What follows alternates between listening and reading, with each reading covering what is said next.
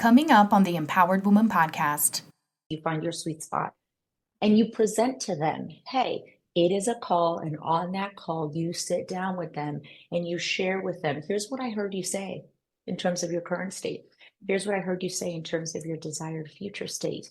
And here's how I can assist you. Here's how I can support you. Here's some insights, some guidance, some gems, such that if they want to work with you, great, that you take the next step. If they don't, you have served them because they now have clarity. Welcome to the Empowered Woman podcast, the #1 show on visibility strategies for women entrepreneurs.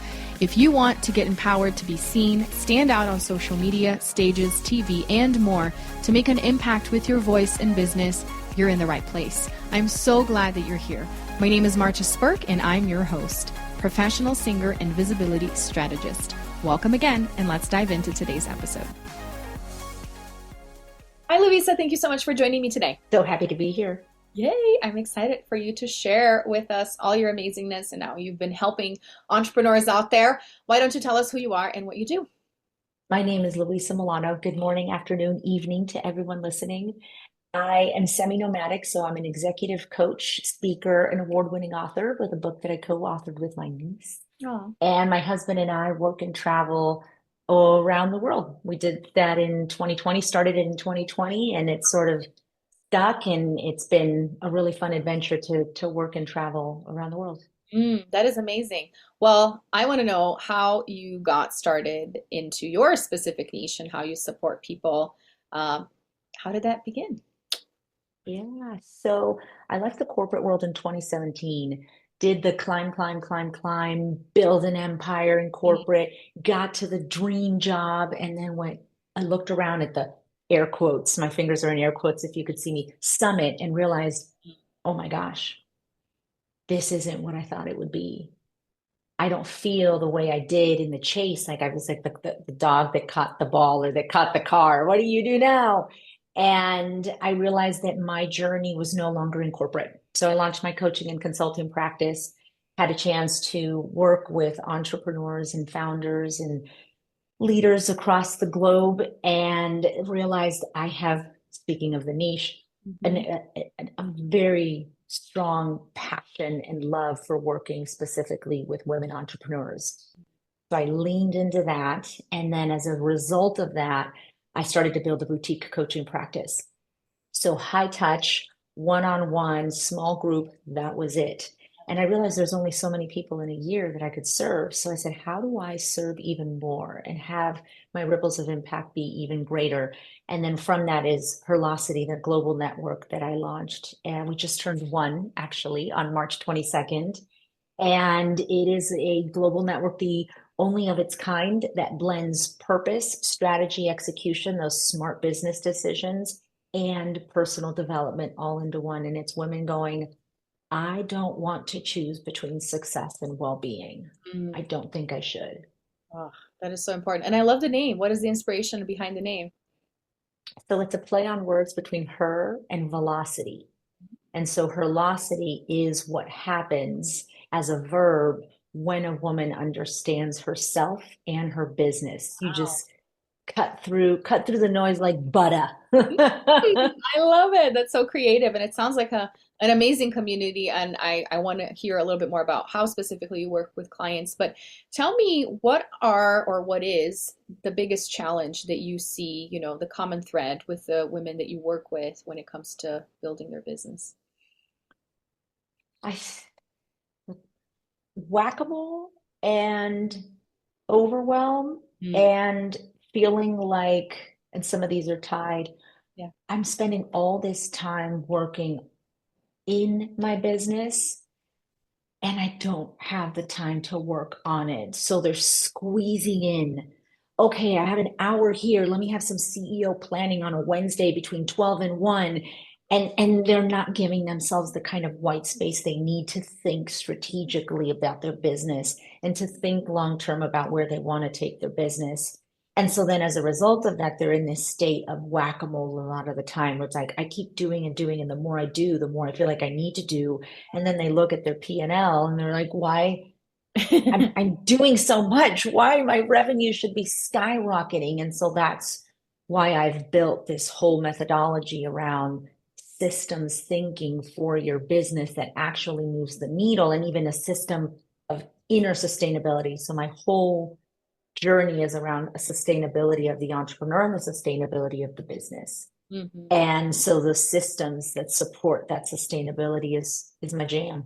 I love that so much because we talk a lot about like time management and all of that, time blocking, but that is so surface level. You really need to look inside your business, and depending on your niche, depending on your lifestyle, those things are very individual and need to be customized. So I love that you work high touch with women. Can you give us an example of what having a system or maybe one of the systems in a business could look like to make it more tangible, other than you need to work on time management and time block?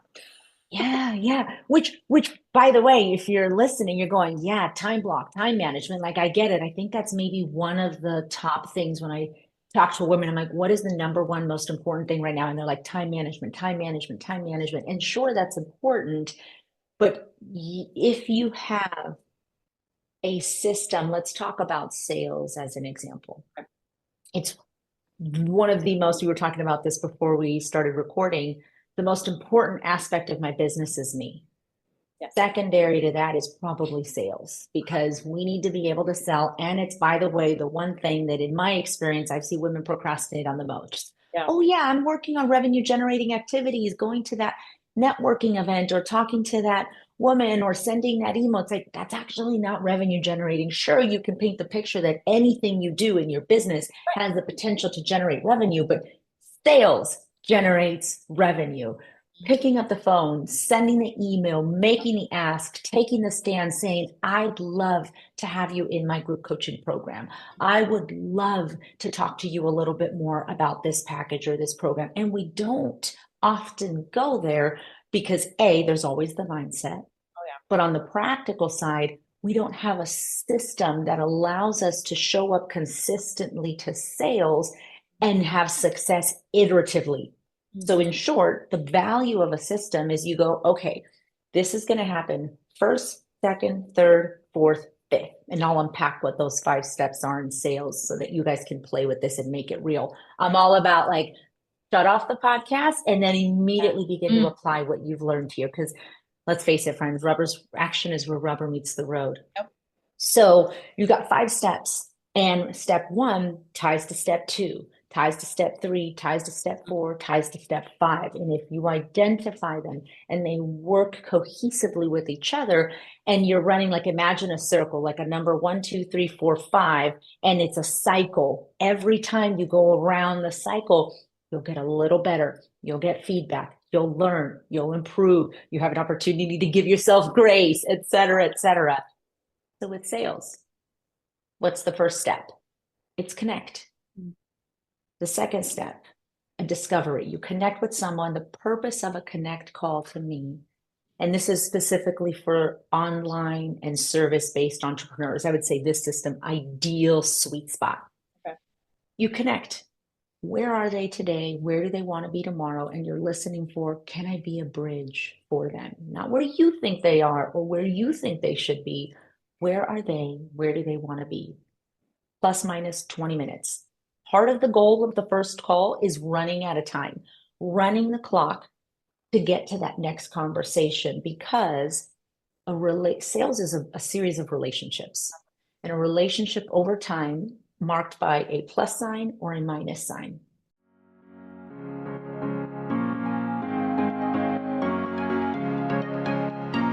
Hey, let me ask you a question. Would you like to be my next guest on the Empowered Woman podcast? Do you have a story you'd like to share? Want more visibility for your business on a show ranked in the top 0.5% in the world? Well, then head on over to martasburke.com/podcast guest for more information. So if you have a great conversation and there's alignment between you and them, you're hearing what they want, you're hearing what they're struggling with, and you go, hey, can we continue the conversation? I'd love to dive a little deeper into what you shared. And I think there might be a way that I can assist you and support you in your journey. I'm not attached to it. I'm not pitching you. I don't even know. I'd be too presumptive to do so, but I'd love to talk some more. They say yes. Now you're in what's called a first discovery.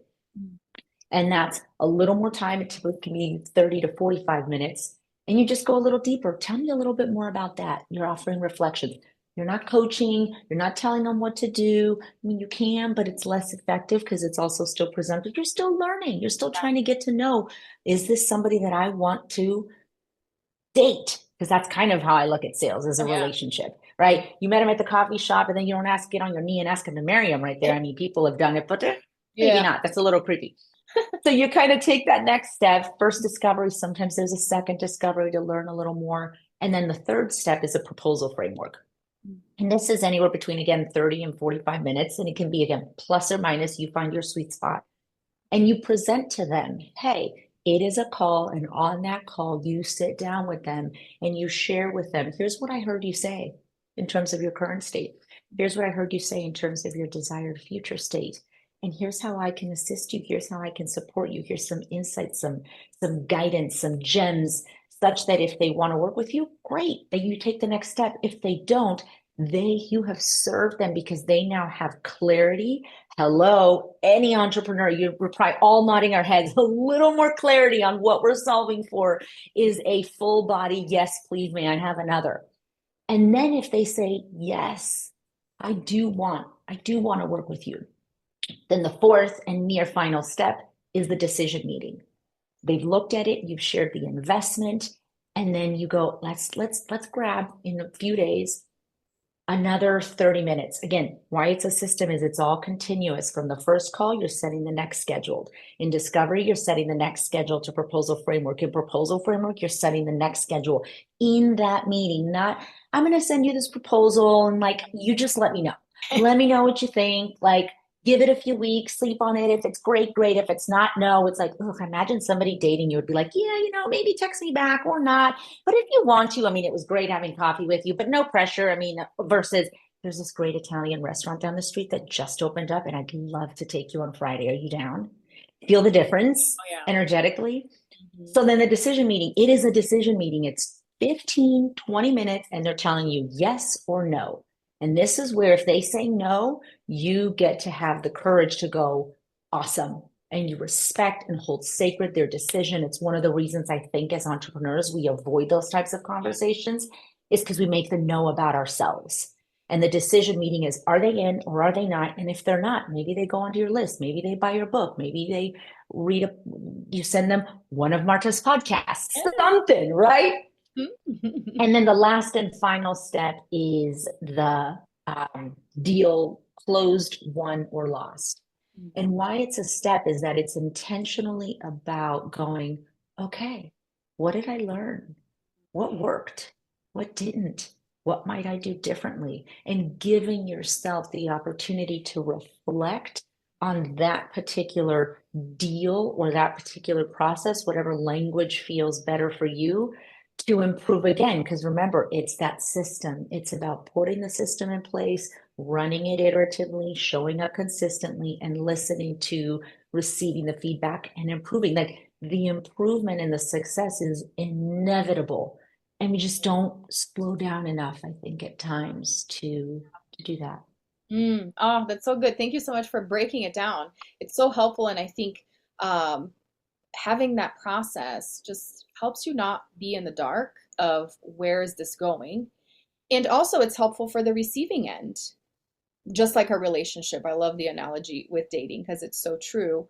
So that there are clear expectations, right? You're not tricking people into let's get on this call, but at the end of the day, I'm just going to pitch you.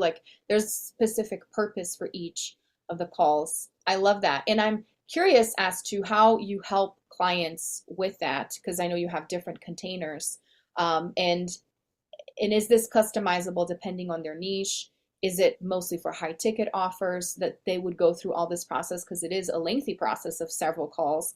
Tell me more. Yeah, great question.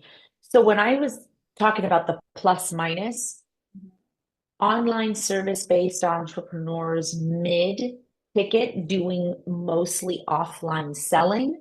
So there's a mix, right? There's online selling, marketing systems, funnels doing the selling for you, and offline. So this speaks specifically to the offline selling.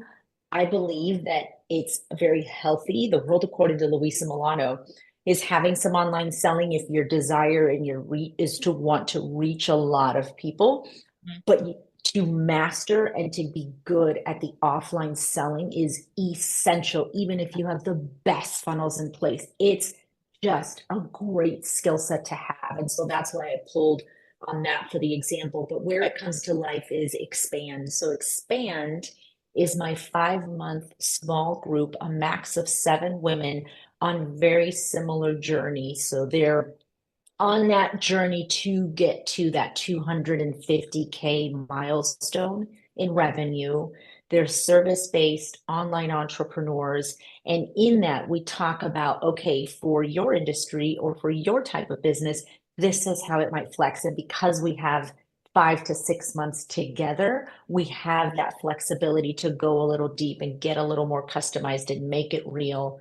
So typically over the 6 months, there's a 90-minute session of the theory and the work and the frameworks and the mindset, and then the coaching, the making it real. We roll up our sleeves and it's like, okay, what does this look like for you? The mechanics, the exactly how, in a way that feels good to you. Because I'm not here to go, this is what Luisa does and this is what's worked for Luisa, so this needs to work for you. It's really about, to your point, Marta, customizing it to your journey in a way that feels aligned for you, because we're not all meant to sell the exact same way. We can't sell all the exact same way. So that all comes to life in Expand. And then, of course, there's Herlocity, the community that Expand lives inside, which is programming from speakers, fireside chats, master classes, a resource library, all around supporting women to create a holistic business, which basically means I can have success and I can also prioritize my well-being, and both can coexist. I don't have to sacrifice my well-being for my success. That's so good. And thank you for clarifying the difference between the online selling and the offline selling, because I think lots of people focus so much on the online, which is something that they don't have a whole lot of control of, versus when you're having those one-on-one conversations with a system, though, just like what you said, so that you can follow up. It's not just lost in space. And but the online selling is also needed for you to build your audience and get people into the offline selling, right? They all go together. So I love that you broke that down and that you explained. So for women that are wanting to connect with either of these two offers that you just described, how can they learn more and maybe apply to be in the smaller, more intimate container? Tell us more. Yes. So Herlocity is a great place to start. It is a free to join community, and it is www.herlocity.com, HERLOCITY.